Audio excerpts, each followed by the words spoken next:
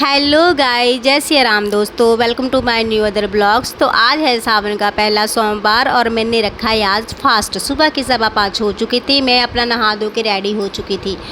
उसके बाद मैंने अपने बच्चों को और पति को उठाया। जो मेरे बच्चे हैं वो मेरे को रात को बोल के सोए थे कि मम्मा हमें भी सुबह जल्दी उठा देना, हमें भी आपके साथ मंदिर जाना है। बट मेरा सुबह सुबह अपने बच्चों को उठाने को बिल्कुल भी मन नहीं करता। बट क्या करूँ, उन्होंने रात को बोला था, अगर नहीं उठाती तो फिर वो गुस्सा कर जाते हैं। उसके बाद जो मेरे पति हैं वो मेरे पति जी और मेरे बच्चे उठ गए थे। उसके बाद मेरे पति जी ने बच्चों को नहला दिया था। सुबह के 5:30 हो चुके थे, बच्चे नहा धो के आ गए थे। छोटे बच्चों को ठंड लग रही थी इसलिए मैंने उसके ऊपर कंबल दे दिया। उसके बाद मैं अपनी जो पाठ पूजा है वो करने लग गई थी।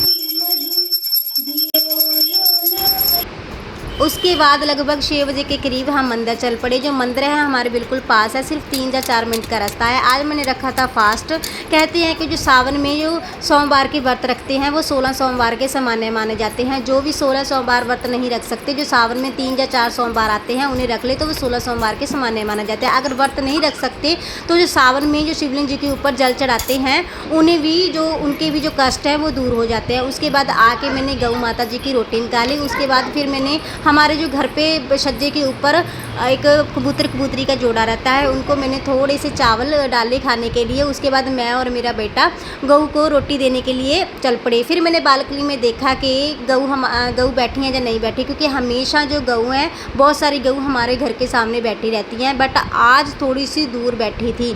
फिर मैंने मेरे बेटे को आवाज़ लगाई।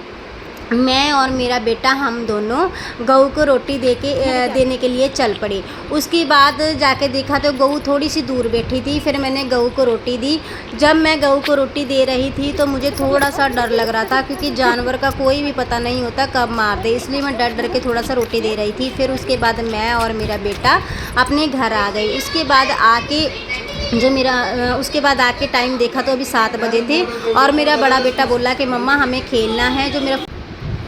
फिर मैंने बाहर देखा कि जो सूर्य देव जी हैं वो निकल तो सुबह ही गए थे, बट जो हमारे घर के सामने से बिल्कुल भी नहीं दिख रहे थे। जब मैंने जल अर्घ किया था सूर्य देव को, जब नहीं दिख रहे थे, बट अब दिखने लग गए थे।